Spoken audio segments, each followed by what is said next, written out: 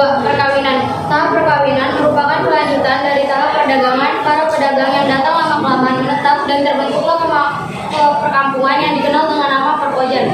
Tahap selanjutnya, pada pedagang yang menetap, ada yang membentuk keluarga dengan penduduk setempat dengan cara menikah, misalnya Raden Rahmat atau Sunan Ampel dengan Nyai Manila.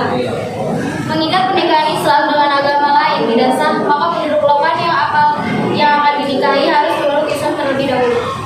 Penyebaran agama Islam dengan saluran ini berjalan lancar mengikat akan adanya keluarga Muslim yang menghasilkan keturunan-keturunan Muslim dan mengundang ketertarikan penduduk lain untuk memeluk agama Islam.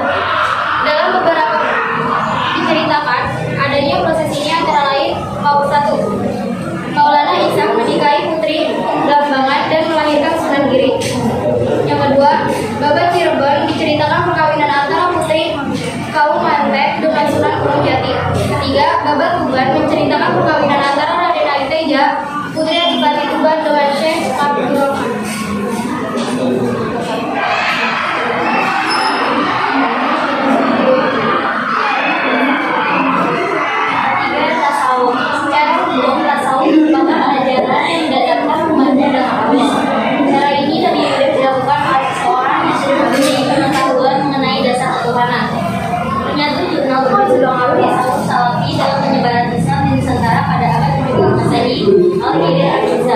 Penyebaran Islam di Nusantara dari Sadar Pasar dan unsur tasawuf dan mistik. Hal itu dibuktikan dari adanya praktis uji-coba yang menjadi ajaran tasawuf, terutama munculnya terdapat yang ini masih terkempal di tanah air. Mengenai bukti adanya ajaran tasawuf di Nusantara dapat dilihat dari sejarah Banten, Babat Tanah Jawi, Bait Raja-Raja Masai, dan naskah-naskah lama tentang agama Islam lainnya. 4. Pendidikan. Para ulama, kiai, dan guru agama berperan penting dalam penyebaran agama dan kebudayaan Islam. Para tokoh ini menyelenggarakan pendidikan melalui pondok pesantren bagi para santri dan santrinya. Dari para santri inilah nantinya Islam dan Islam akan disosialisasikan di tengah masyarakat. Pesantren yang telah berdiri pada masa pertumbuhan Islam di Jawa antara lain pesantren Sunan Ampel di Surabaya dan pesantren Sunan Giri di Giri. Pada saat itu terdapat berbagai kiai dan ulama yang dijadikan guru agama atau penasihat agama di kerajaan-kerajaan. Salah satunya adalah Kiai Tuku adalah guru Maulana Yusuf di kerajaan Banten.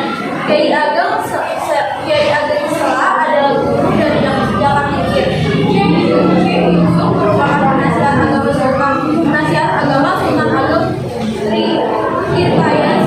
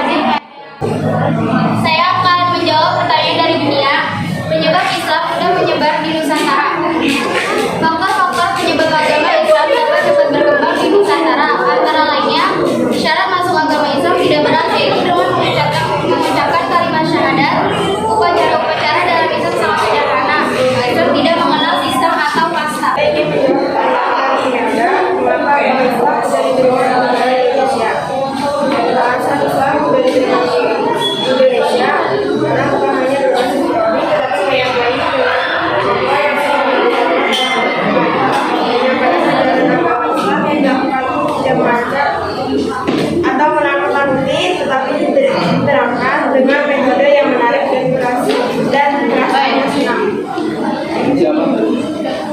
Saya akan menjawab pertanyaan dari bunga ciri-ciri masjid pada masa penyebaran agama Islam. Ciri-ciri masjid pada masa awal kehadiran Islam di Indonesia: 1. Atap masjid selalu disusun. Atap masjid selalu disusun atau tumpang semakin ke atas ukurannya semakin kecil dan bagian paling atas biasanya berbentuk pinas. Terus, 2. Didirikan di tengah kota. Masjid peninggalan kehadiran Islam biasanya didirikan di tengah kota. Umumnya terdapat alun-alun atau tanah lapang yang terletak di sebelah utara atau selatan istana. Alun-alun tersebut merupakan tempat bertemunya raja dan rakyat. Yang 3. Memiliki menara. Beberapa masjid peninggalan kerajaan Islam di Indonesia dilengkapi menara di sisi kiri atau kanan sebagai bangunan tambahan untuk memberi keindahan. Menara tersebut